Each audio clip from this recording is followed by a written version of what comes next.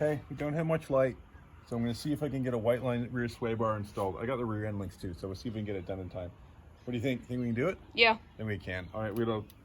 Not really too much power tools. I do have a electric ratchet, which will help.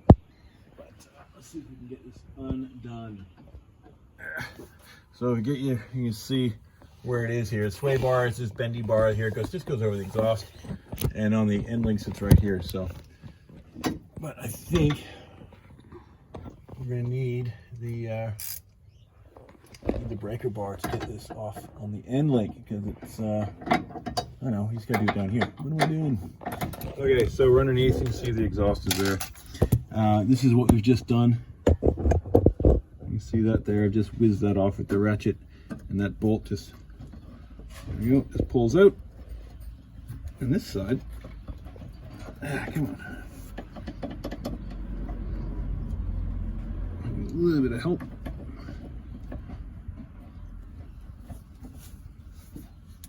This side is out.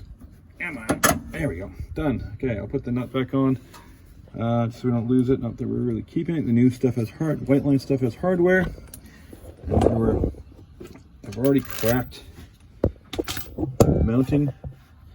I've just hit those with the socket a second ago to undo those, to loosen them. And I'll just go on it with my power ratchet just to whiz them out. Extension, and that's a 12 mil.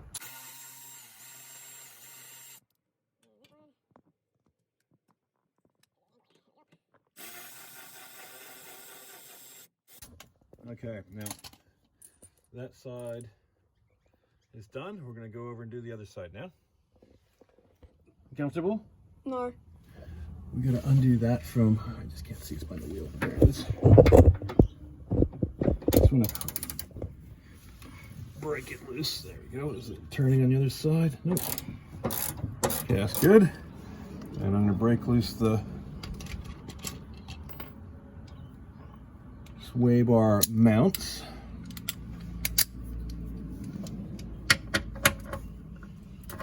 There we go. Just not sure, you know, sometimes these are pretty old and rusty. might be, oh, that's barely on at all. Okay.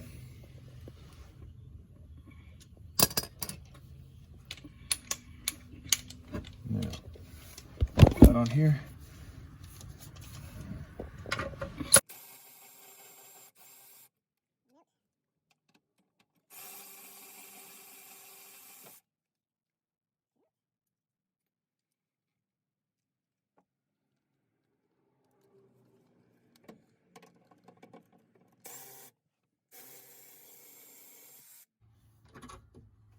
There we go. Sway bar's disconnected. That's not taking long at all. Now, Tom, I don't want this to hit you in the face. No, you won't. But it'll be funny. Okay, now it's all unbolted. It's just looped over the exhaust there. You can see. Yeah. See there, it's just looped over. So what we need to do is undo the exhaust, I think, and then we have to take it out. No, well, we could undo the exhaust, but that's a bit excessive. Right. We can see this clearly here. We can just wiggle it over. So there's a way we can twist this and get it out. Okay, we just got to work out which way that is. And I think we might be getting close to it there. Does that look? Yeah, I can nearly there. It's here. It's here. Okay, fold up the end link on it. Can you push that back up on itself? There you go. Yeah, fold it right up. So that's not going to catch. We might have to take that out.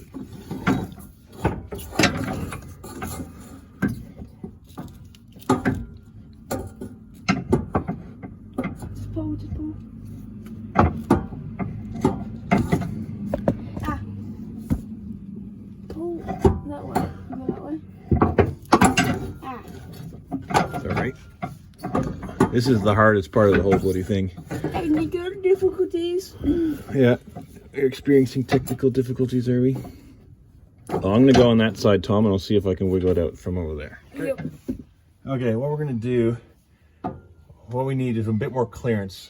So we're just going to jack up the car. Yeah. And that'll give us more room and more angle to get this out, because it'll just pop right out with more angle. We just need to get it up in the air. So up it goes. Okay, that's what we needed to do. Just needed to go a little bit higher, and we could get it out, sort of. Well, better angle. It's almost out.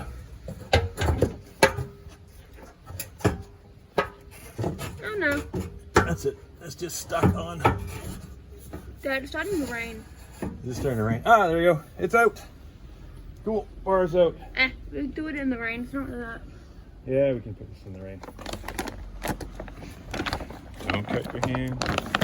I'm not even holding the knife. All right. All right, new Whiteline rear bar going in.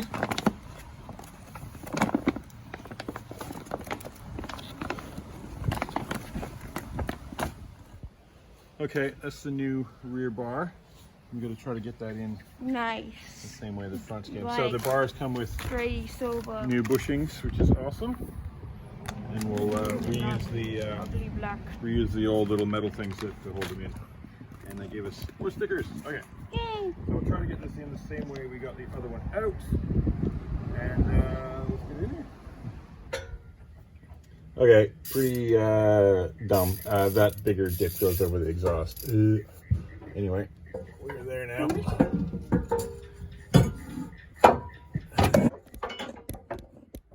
Yeah, that was smooth. I don't know if you saw that move there.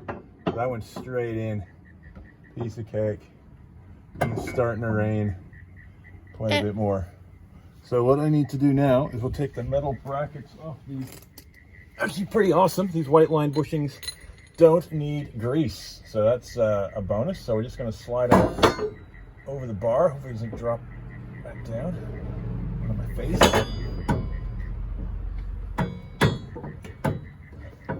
Dad, should I take all the stuff and put it under the car so it doesn't get rained on? No. It's all good. Okay. So we got the look important because they're different color. So we got the bushings on now. Dad, can you move your arm? You're blocking the views. Oh, am I blocking the screen for the viewers at home? Okay, so they're on, and then we put the metal brackets on, just sliding them over the bushing, and then we're just going to get everything in place. Now, pretty handy that the Subaru stock setup has one bolt and one nut, so we can put on one side to locate it and get the nut started. If I don't drop it.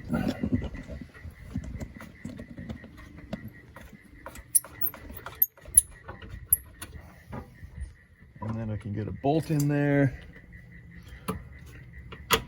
Those little bolts, 12mm bolts, did have kind of a washer thing on it. That's okay, it's there. Actually, what I'm gonna do, I'm just gonna get the other side started. Tom, can you pass me that other nut that should be there? One sec. It's probably under you. No, that's, where is it? Right behind you. Turn over. And there's a nut. Thank you.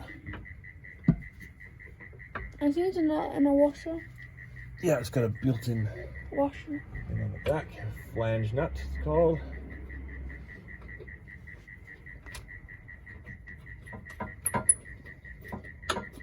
Okay, man, that's really easy. This is easy to do. The only thing that's hard is taking the sticker off. Yeah, the sticker is gonna have to come off when it's wet. I think 'cause it's. Well, it is wet right now. I hate those stickers that peel off. Paper stickers. Okay, so the nut's just finger tight, and we're gonna put the bolts in.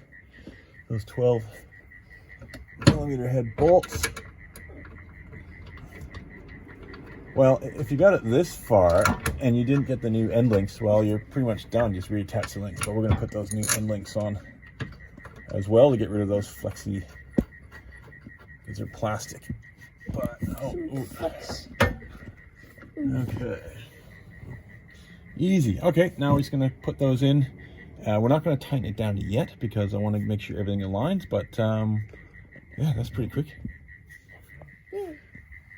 So now we need to put the end links there. So the instructions are in the bag for the end links. Is that Rose's kit? Is that one? Oh, it's half new bolts, Dad. What? Oh, yeah, they're for therefore what we're going to do right now, this is what I need. So that's the new bolts for the end links. We're going to put in the middle setting. We've had a WRX before. We've run it, we'll get a front swaybar to do as well, but we got to do that one. We'll put it in the middle, and the front one will be on soft. That piece of paper, please. Yep.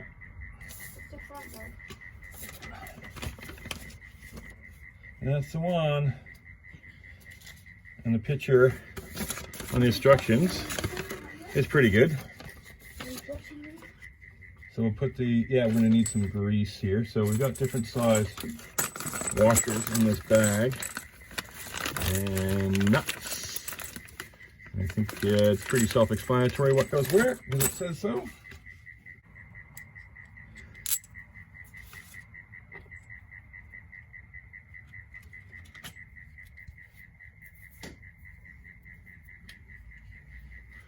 So there's no top and bottom to these. They just, I don't think, I can't see any difference in it. Anyway, we're just gonna kind of test fit it. So it just goes in there like that. We're gonna grease it. And then you got a washer sequence to go through here. But we'll grease this up first, put it in position. Okay, so you're supposed to fit these at the vehicle at the normal height before you tighten everything up.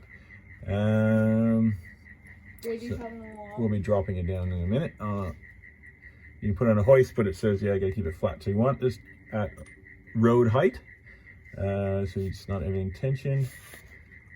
And nylock nuts fitted to outer side.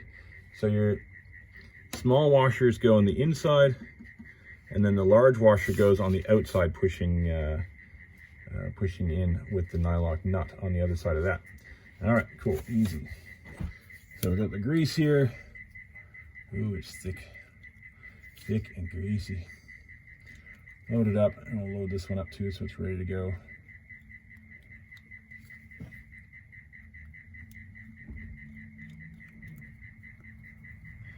And it goes in here like that. You might just grease the whole inside of this. Because I can hear it squeaking as we try to put it in. A bit more in there. Okay. That's better.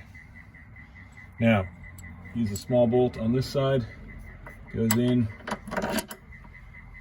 And then we've got the nut and a large washer on the other. Large washer. No. All right. Now, before we say, we're going to put this back on the ground before we tighten anything up. There we go. Okay, that side's in. Now we got to get it connected to our sway bar. So as you can see on the top one there, we go the small washer and bolt. I'm going to feed this guy through. Oh, I'm going to put it in the middle, sorry. Go in there.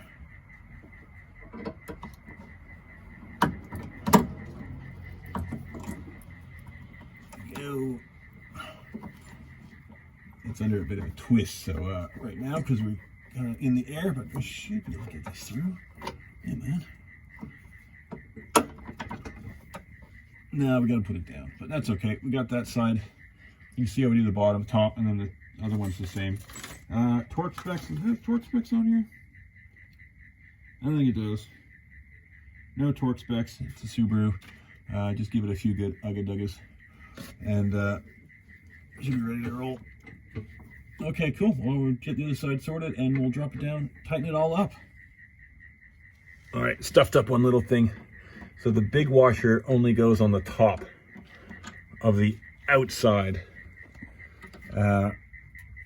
Which makes sense because that's one that's kind of holding that link to the sway bar. So you do have because they give you more of those smaller washers. So just a note. That's it. Learn from my mistakes, people. Learn from my mistakes. Right, Tom? Yep. Yep. I make a lot of mistakes. Tom will tell you, make a lot of mistakes. Anyway, still going pretty fast though. It's not a long install. Sounds pretty sad, doesn't it? Okay, we're going to tighten these up. We've dropped the car down. There's a 17 mil nut and a 17 mil bolt. And we're just going to tighten away. This is, it's kind of pretty tight as it is. This one. There we go. And crank that. And now this one up here, which has got a lot of stuff in the way because of the parking brake and stuff. Okay, I'll get that on there. Is that gonna fit? No. All right, I'm gonna flip my hands. Try to get this in here, which that won't work. Okay, so I can't use my modern technology on this. Tom, can you please get me a 17 mil wrench? One of these and a 17. Okay. Okay, thank you. There's a bolt, by the way. Yeah, it's one of the old ones. So we'll tighten this. There we go. It won't take long until it starts spinning. Actually, I can probably get my regular socket in here. And a regular ratchet.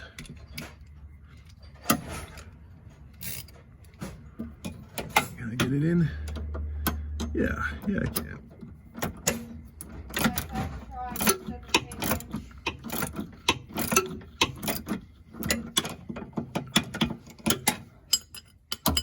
That's right. We got this happening. I got it working here. Okay. Now, they are nylock nuts. You don't need to go super tight.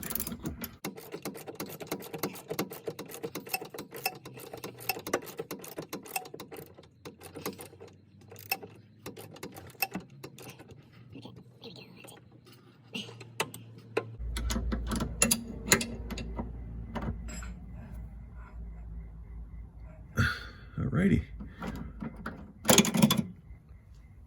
And that's it. Okay, Tom, rear sway bar's in. Yay. How long do you think that took? Not too long, eh? It's 7:30.